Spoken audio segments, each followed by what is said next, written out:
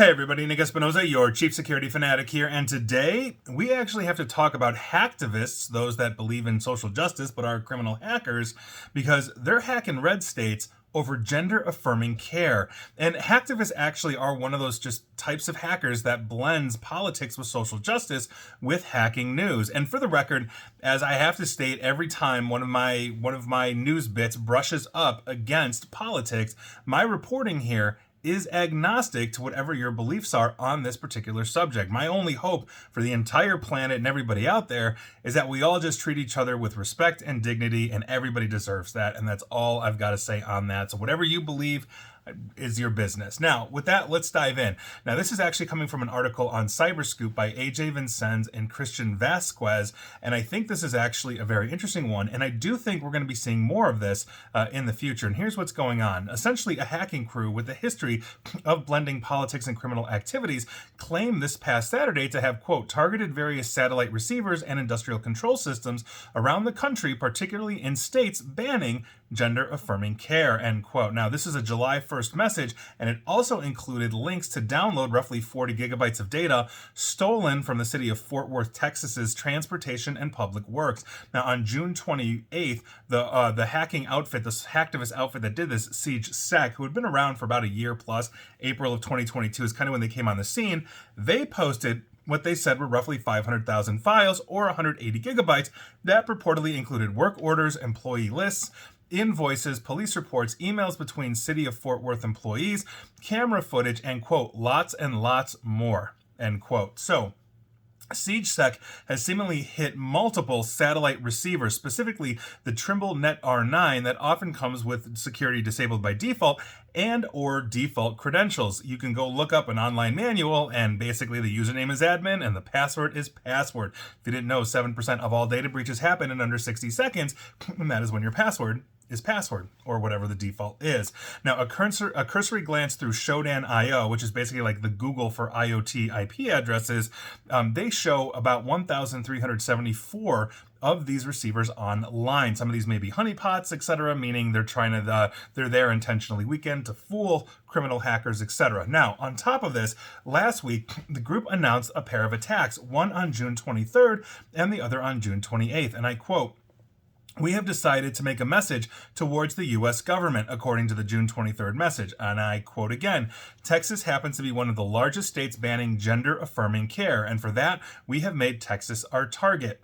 F the government." In other words, you know what the F word is. So, with that, the city of Fort Worth said in a June 24 statement that the data involved came from a, quote, internal information system, end quote, known as ViewWorks. This essentially facilitates work orders for the Transportation and Public Works Department as well as the Property Management Department as well. There is no indication that any other systems have been hit, according to Fort Worth city officials. Now, the message posted to the group's Telegram channel on June 28th also announced attacks on the Nebraska Supreme Court, the South Dakota Boards and Commissions website, the Texas State Behavioral Health Executive Council, the South Carolina Criminal Justice Information Services portal, and basically the Pennsylvania Provider Self-Service website. Texas, Nebraska, and South Dakota, for the record, have laws or policies currently banning gender-affirming care. South Carolina is considering a transition ban, according to Human Rights Campaign, which essentially was quoted in this article. Now, the Pennsylvania attack, interestingly enough, in Pennsylvania, for the record, the Commonwealth of Pennsylvania has no laws that I could find or were stated in the article in terms of gender-affirming care or trans or whatever it is.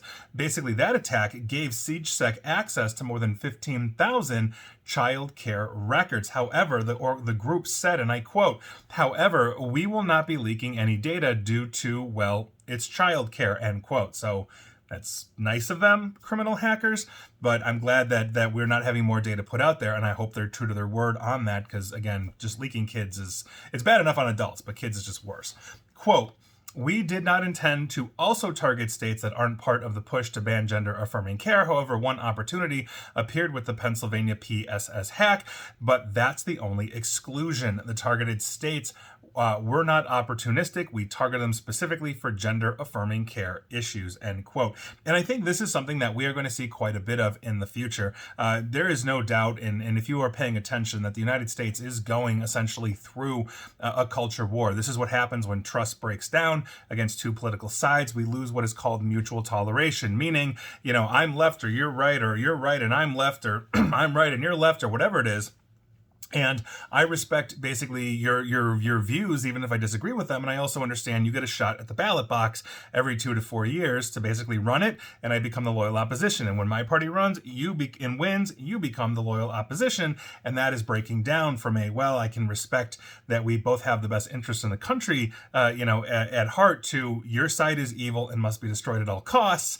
And that's what both sides think of each other right now, which obviously is a very hard place, basically, to be. Now, the front line of the culture war, or one of those front lines, would be trans rights, whether it's gender affirming care or whatever it is. We've seen a whole bunch of different stuff. And again, this is not here my reporting and adjudication of this situation. Again, I'm going to have basically followers and listeners here that believe whatever they're going to believe, and that is absolutely your business.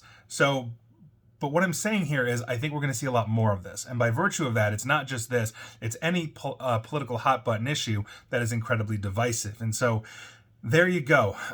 Take it for what it's worth, but I'm not a fan of seeing criminal hacking any which way. And, if we do have problems, in this country, my hope would be that they can be peacefully adjudicated, whether it's the ballot box, the court system, or anything else. But like I said at the very start of this, my only hope for everybody is that they are treated with the respect and dignity that all humans deserve. And so there you go. Take that for what it's worth, but that is your news of the day. And please like, share, follow me here on Facebook and Twitter at NickAESP. And please feel free to subscribe to me at YouTube as well. And as always, stay safe, stay online, and please attempt to stay private.